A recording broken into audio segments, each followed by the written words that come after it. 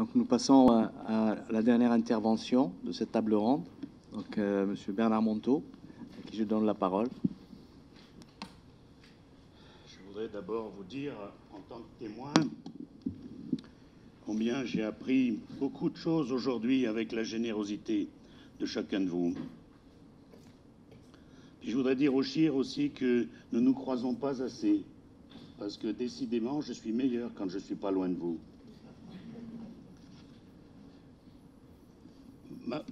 Mon travail de psychanalyste m'oblige à poser le problème d'une autre manière, mais ça a été très bien abordé par le Père Delorme.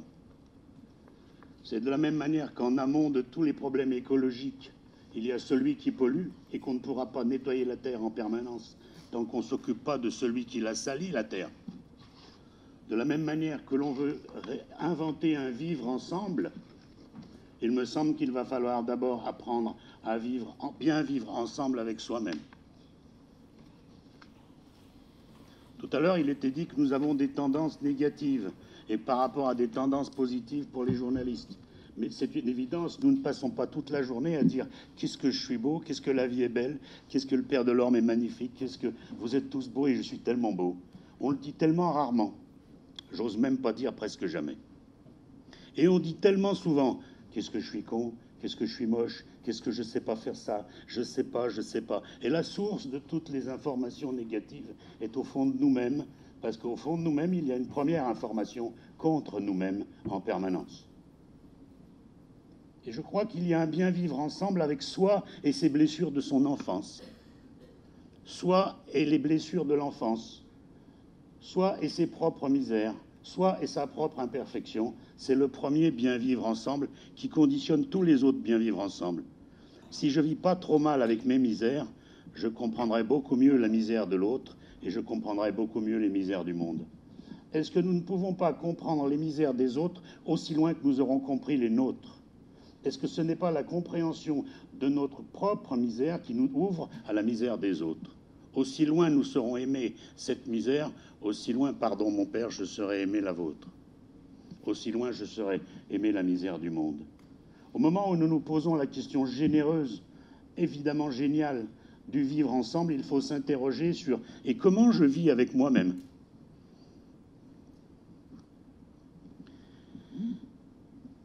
Mieux vivre ensemble, donc, c'est ma première réflexion, c'est d'abord apprendre à mieux vivre avec soi-même, et ça, je pense que c'est le résultat des voies spirituelles, des voies religieuses, des traditions. S'il y a une scolarité qui nous apprend à réussir au dehors, il y a une scolarité spirituelle qui nous apprend à réussir au dedans. Et puis, ma deuxième réflexion, c'est qu'il y a aussi un bien vivre ensemble qui passe par un bien croire ensemble. Et bien croire ensemble, ça veut dire, suis-je capable d'accepter que toutes les formes de foi sont louables?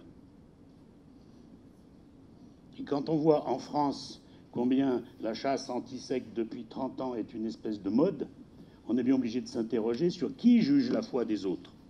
Qui dit cette foi est juste pour l'autre?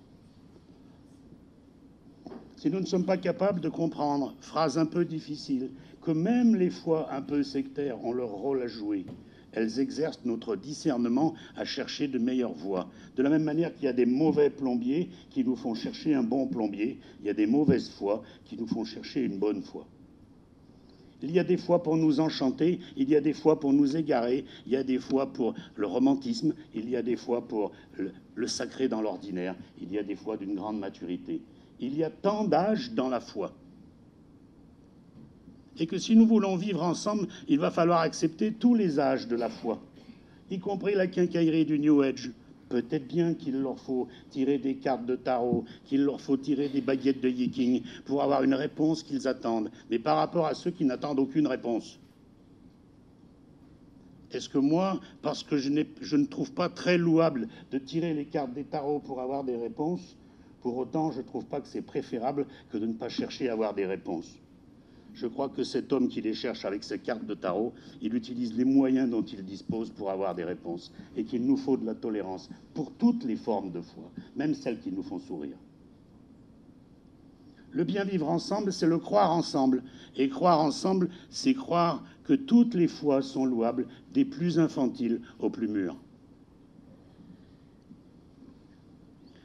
Je suis en train, avec le mouvement que nous avons fondé, c'est-à-dire dans 60 villes en France, et c'est une remarque que je voudrais faire, je reviens sur votre intervention, il me semble qu'inventer une journée du vivre ensemble, il faut lui inventer un programme.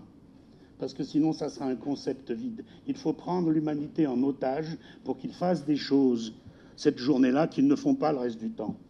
Je dis ça parce que nous sommes en train, nous, en France, de fonder ce que j'ai annoncé à votre congrès en 2015 de soufisme. Je suis en train d'essayer de faire une journée de la foi. Comme il y a une fête du 1er mai qui est la fête du travail, nous pourrions inventer la fête de la foi. Et dans toutes les villes, nous avons 60 groupes dans 60 villes en France, notre mouvement. Dans toutes les villes, nous allons interroger les foi locales pour qu'elles fassent un stand, obtenir le droit de la municipalité qu'elle fasse un stand dans la ville, et puis passer le défilé inaugural des leaders des mouvements spirituels, y compris des New Age, y compris de Scientologie, y compris de qui on voudra. La population entière pourra toute la journée aller visiter tous les stands de ces foi locales. Nous appelons ça le rallye de la foi, et il y a un site sur Internet qui s'appelle rallyedelafoi.com. Je ne donne pas un exemple, je dis simplement, si nous voulons mettre un concept au niveau du politique, il faut accaparer les gens pour que dans le politique, ils soient pris en otage par cette expérience. Sinon, ça ne sera qu'une idée. C'est une très belle idée, une généreuse idée.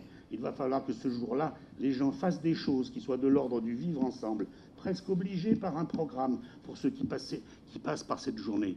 Je crois qu'il faut que vous inventiez un programme pour une journée qui les prend en otage. Regarde comme tu vas être beau bonhomme. Regarde comme à la fin de la journée, ça va te faire du bien, bonhomme. Parce que sinon, ça sera que des phrases auxquelles ils seront obligés de croire. Il me semble aussi que le vivre ensemble, s'il passe par mieux vivre avec moi-même et s'il passe par accepter la foi de tous les autres, il me semble aussi que mieux vivre ensemble, c'est prendre de manière urgente, nous les trop riches, un mieux vivre avec les trop pauvres. Et nous avons deux catégories de trop pauvres en Occident. Les trop pauvres de l'intérieur, les SDF que nous produisons. Nous sommes tellement riches qu'ils ne peuvent plus avoir aucune richesse. Ils sont par opposition aux trop pauvres que nous sommes, aux trop riches que nous sommes, des trop pauvres. Et puis nous avons les migrants, les demandeurs d'asile, ceux qui viennent des contrées de la terre trop pauvres pour aller vers les contrées de la terre trop riches. Nous ne pouvons pas faire venir des gens en France et ne pas s'occuper de leur emploi du temps, sinon on en fait des foyers de radicalisation. Là aussi, nous avons monté une ONG, nous sommes en train de monter une ONG qui va s'ingénier à trouver des petites équipes qui vont prendre les migrants, qui vont prendre les demandeurs d'asile pour, au lieu de les mettre dans des pièces où ils ne bougent pas toute la journée et où ils tournent en rond, pour leur donner des choses à faire avec des Français. Aller au cinéma, faire de la couture, apprendre le français, les aider à régler les papiers.